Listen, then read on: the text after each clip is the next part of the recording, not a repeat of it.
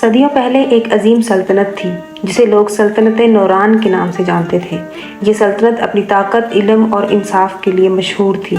اس کے مرکز میں ایک شاندار شہر تھا جسے شہر زمرد کہا جاتا۔ شہر کی دیواریں اونچی اور مضبوط تھیں، گلیاں کشادہ اور بازار رونقوں سے بھرے رہتے تھے۔ اس سلطنت کا بادشاہ سلطان شمس الدین نورانی تھا۔ وہ ایک عادل اور بہادر بادشاہ کے طور پر شہرت رکھتا تھا۔ اس نے اپنی جوانی تلوار اور تدبیر کے ساتھ گزاری، کئی جنگلوں میں دشمنوں کو شکست دی اور اپنی رایا کے دل جیت لیے۔ لیکن اب وہ بڑھاپے کی دہلیز پر تھا، بالوں میں سفیدی اور آنکھوں میں تھکن نمایاں تھی۔ سلطان شمس الدین کے 2 بیٹے تھے۔ بڑا بیٹا شہزادہ کاظم، جس کے دل میں تاج و تخت کی ہوس تھی، وہ چالاک، ذہین مگر غرور اور حسد سے بھرا ہوا تھا۔ چھوٹا بیٹا شہزادہ ایاز، نرم دل، بہادر اور اپنی رایا کے لیے محبت رکھنے والا۔ ایاز کی آنکھوں میں شرافت جھلکتی تھی اور رایا اس سے بے پناہ محبت کرتی تھی۔ محل کے در و دیوار بھی جانتے تھے کہ بادشاہ دل سے چھوٹے بیٹے ایاز کو پسند کرتا ہے۔ یہی وجہ تھی کہ کاظم کے دل میں اپنے بھائی کے خلاف زہر بھرتا جا رہا تھا۔ ایک شام محل کے شیش محل ہال میں شمعیں روشن تھیں۔ وزیر، امیر اور درباری سب جمع تھے۔ سلطان شمس الدین نے کھڑا ہو کر کہا، میرے دن کم ہو گئے ہیں، اب وقت ہے کہ میں اپنے بعد سلطنت کا وارث مقرر کروں۔ سب کی نظریں بادشاہ پر جم گئیں۔ کاظم کے دل کی دھڑکن تیز ہو گئی۔ ایاز خاموشی سے سر جھکائے کھڑا تھا۔ سلطان نے گہری سانس لی اور کہا، میرے بعد سلطنت کا وارث ہوگا شہزادہ ایاز۔ یہ سنتے ہی دربار میں سرگوشیاں ہونے لگیں۔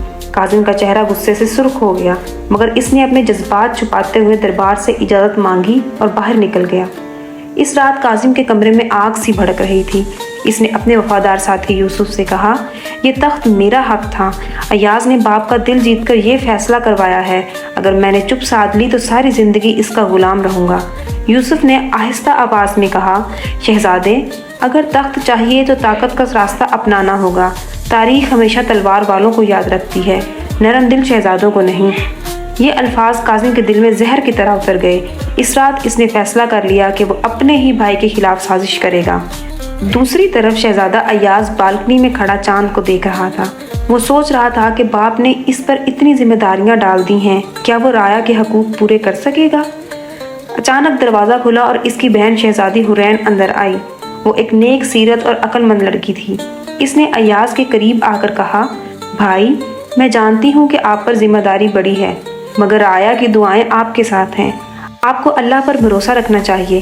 ایاز نے مسکرا کر کہا، میری بہن، مجھے تخت سے زیادہ عوام کی خوشی عزیز ہے۔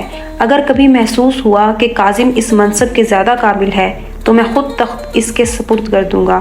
یہ سن کر حورین کے دل میں فخر کی لہر دوڑ گئی، مگر وہ یہ بھی جانتی تھی کہ کاظم کے دل میں حسد کی آگ جل رہی ہے۔ کاظم نے اپنے منصوبے پر عمل شروع کیا۔ اس نے سلطنت کے چند بڑے سرداروں اور فوجی جرنیلوں کو اپنے ساتھ ملا لیا۔ ان سب کو دولت اور طاقت کا لالچ دیا۔ یوسف نے کاظم کو مشورہ دیا، اگر آپ چاہتے ہیں کہ رایا بھی آپ کے حق میں ہو تو پہلے ایاز کی ساکھ کو نقصان پہنچانا ہوگا۔ لوگوں کو یقین دلائیں کہ وہ کمزور اور نا تجربہ کار ہے۔ چند ہی دنوں میں محل کے خفیہ ایجنٹ بازاروں میں یہ افواہیں پھیلانے لگے، ایاز ایک کتابی شہزادہ ہے، اسے سلطنت چلانی نہیں آتی، اصل وارث کاظم ہے۔ ایاز ان افواہوں سے بے خبر اپنی پڑھائی اور رایا کی خدمت میں لگا رہا۔ وہ بیماروں کے لیے دواخانے بنواتا، غریبوں کو کھانا تقسیم کرواتا۔ رایا کی محبت بڑھتی گئی، مگر کاظم کا غصہ بھی اس قدر بڑھتا گیا۔ چند ہفتے بعد خبر آئی کہ سلطنت کے شمالی سرحد پر دشمن حملہ کرنے کی تیاری میں ہیں۔ بادشاہ نے ان دونوں شہزادوں کو فوج کے ساتھ سرحد پر بھیجا تاکہ وہ اپنی بہادری دکھا سکیں۔ یہ ایاز کے لیے پہلا بڑا امتحان تھا۔ جنگی میدان میں ایاز نے حکمت اور ہمت سے فوج کی قیادت کی۔ دشمن کو زبردست شکست ہوئی۔ سپاہی ایاز کے بہادر فیصلوں کی تعریف کرنے لگے، مگر کاظم کے حصے میں شرمندگی آئی۔ وہ ایاز کی بڑھتی شہرت دیکھ کر جلنے لگا۔ واپسی پر اس نے یوسف سے کہا، اگر یہ سلسلہ چلتا رہا تو رایا اسے ہی اصل بادشاہ مان لے گی، ہمیں کوئی بڑا وار کرنا ہوگا۔ جنگ سے واپسی کے بعد پورے شہر میں شہزادہ ایاز کے نعرے لگنے لگے۔ بازاروں میں لوگ کہتے، اللہ ایاز کو سلامت رکھے، وہی ہمارا اصل وارث ہے۔ یہ آوازیں کاظم کے دل میں زہر گھولتی جا رہی تھیں۔ ایک رات وہ اپنے خیمے میں یوسف کے ساتھ بیٹھا تھا۔ یوسف نے آہستہ آواز میں کہا، شہزادے، صرف افواہوں سے بات نہیں بنے گی۔ اگر آپ چاہتے ہیں کہ ایاز کی جڑ کاٹی جائے تو یا تو اس کی عزت کو داغدار کریں یا اس کی جان لے لیں۔ काजिम ने सर्द लहजे में कहा, अब वक्त आ गया है कि हम इस पर बराह रास्त वार करें।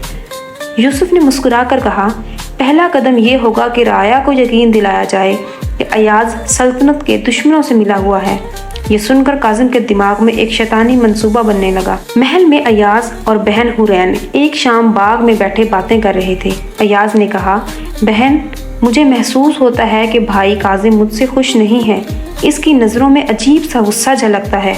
हुरैन ने संजीदगी से जवाब दिया, अयाज भाई, आप सादा दिल हैं, लेकिन काजिम का दिल कीना से भरा हुआ है। आपको एहतियात करनी होगी, वो किसी भी वक्त आपके खिलाफ कुछ कर सकता है। अयाज ने सर झुकाकर कहा, अगर इसकी खुशी इसी में है कि मैं तख्त छोड़ दूं, तो मैं बगैर तलवार उठाए हट जाऊंगा। मुझे राया की खुशी अजीज है। हुरैन ने इसके हाथ पर हाथ रखते हुए कहा, नहीं भाई, आपको ये नहीं सोचना चाहिए। बादशाह ने आपको वारिस बनाया है क्योंकि वो जानते हैं कि आप ही राया के सच्चे खैरख्वाह हैं। काजिम ने अपने आदमियों को हुक्म दिया कि दुश्मन रियासत के चंद सिपाही पकड़कर लाए जाएं। इन सिपाहियों को सोने के बदले मजबूर किया गया कि वो अयाज का नाम लें और कहें कि वो खुफिया तौर पर दुश्मन से साजबाज कर रहा है। चंद दिन बाद ये झूठा इल्ज़ाम दरबार में पेश किया गया। दुश्मन सिपाहियों ने कहा, हमें अयाज ने ख़त भेजा था कि वह तख्त हासिल करने के बाद सल्तनत कमज़ोर कर देगा और हमारे साथ मुआहिदा करेगा। दरबार में हलचल मच गई। वज़रा और उमरा हैरान रह गए। सुल्तान शमसुद्दीन का चेहरा गुस्से से सुर्ख हो गया। इसने सख्त लहजे में कहा, अयाज, ये मैं क्या सुन रहा हूँ? क्या ये सच है? अयाज की आंखों में हैरत थी। वो बोला, अब्बा हुजूर, अल्लाह की कसम, मैंने कभी ऐसा नहीं सोचा। ये सब झूठ है। दुश्मन और मेरा कोई ताल्लुक नहीं। लेकिन काजिम मौका देखकर बोला, अब्बा हुजूर, हम सब अयाज की इज्जत करते हैं, मगर ये इल्ज़ाम मामूली नहीं। अगर आया को ये बात पता चल गई तो सल्तनत का वकार खाक में मिल जाएगा। दरबार में अयाज के चंद हमायतियों ने कहा, बादशाह सलामत, ये इल्ज़ाम झूठा लगता है। शहजादा अयाज ने ही हालिया जंग में दुश्मन को शिकस्त दी थी, वो कैसे इनका दोस्त हो सकता है? लेकिन शक का बीज बो दिया गया था।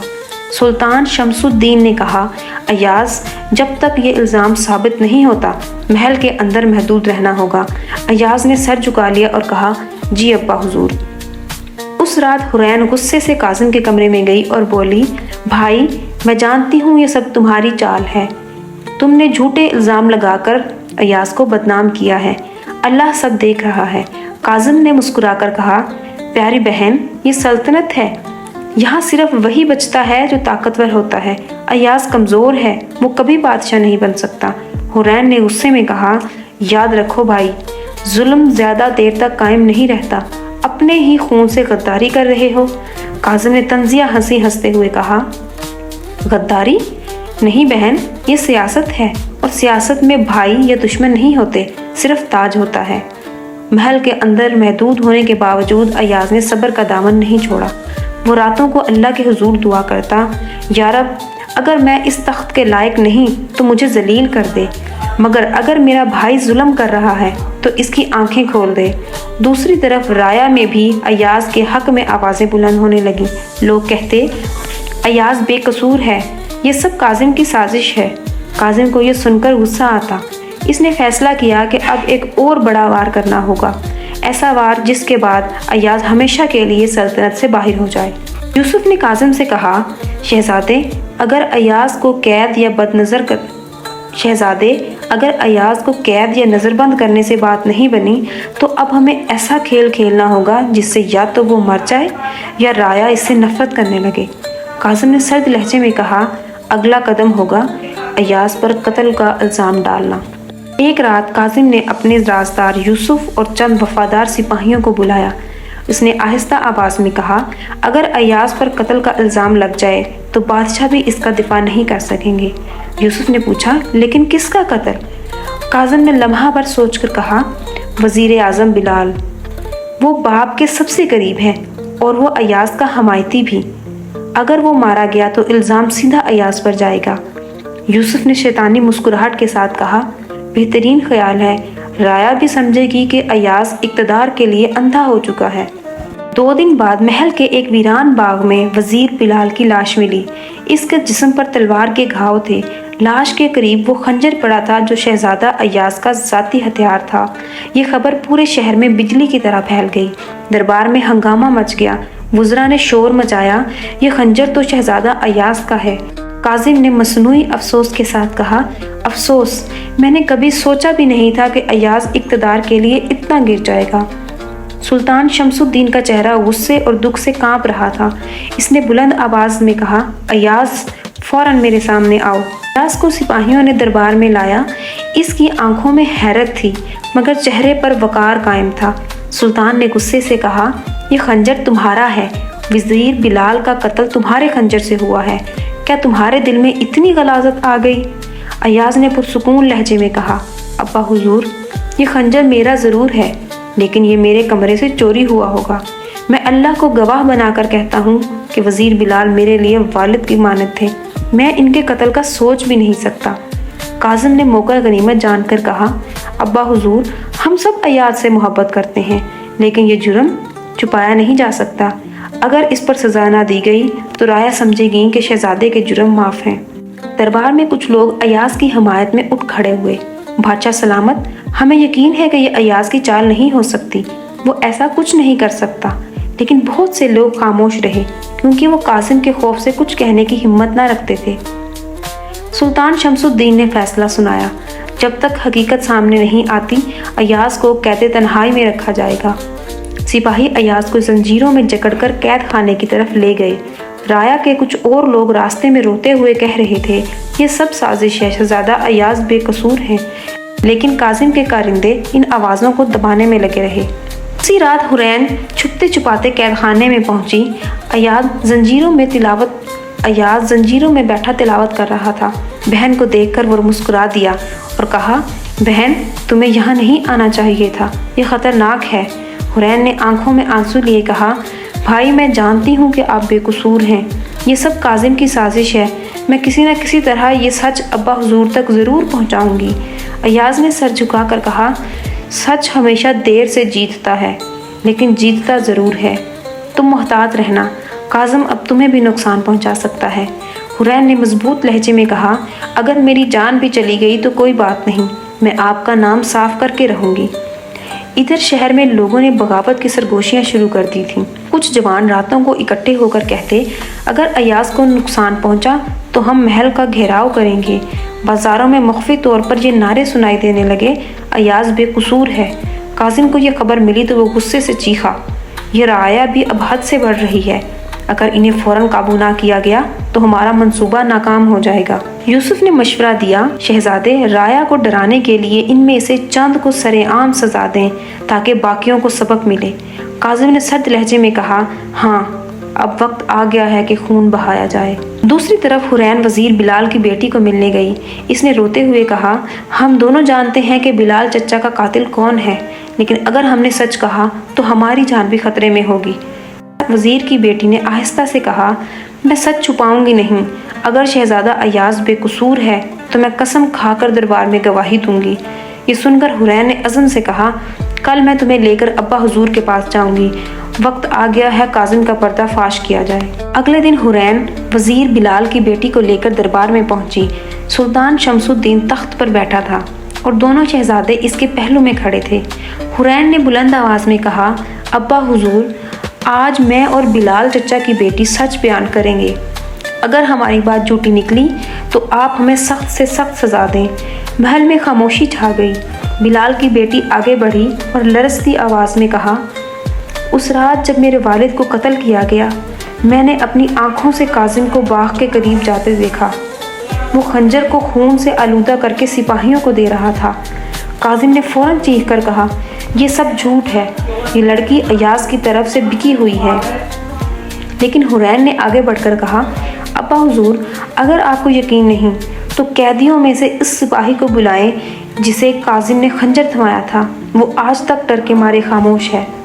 سلطان نے حکم دیا کہ تمام متعلقہ سپاہی حاضر کیے جائیں۔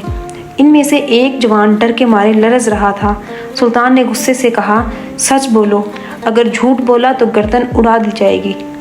سپاہی گھٹنے ٹیک کر بولا، بادشاہ سلامت، یہ سب کاظم کی سازش تھی، اس نے مجھے حکم دیا کہ ایاز شہزادے کے خنجر کو لاش کے پاس رکھ دوں، اگر میں انکار کرتا تو وہ مجھے قتل کر دیتا۔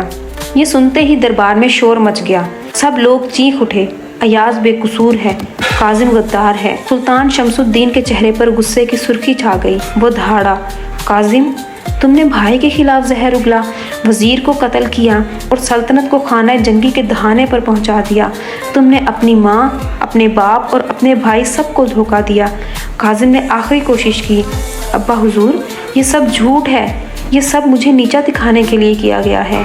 लेकिन सिपाहियों और गवाहों के बयानात के बाद इसकी बात का कोई वजन न रहा। राया भी दरबार के बाहर जमा थी और नारे लगा रही थी, गद्दार को सजा दो, अयाज जिंदाबाद। सुल्तान ने बुलंद आवाज में फैसला सुनाया, काजिम को गद्दारी और कत्ल के जुर्म में किले के मैदान में सर कलम किया जाएगा। उसी शाम काजिम को जंजीरों में बांधकर मैदान में लाया गया।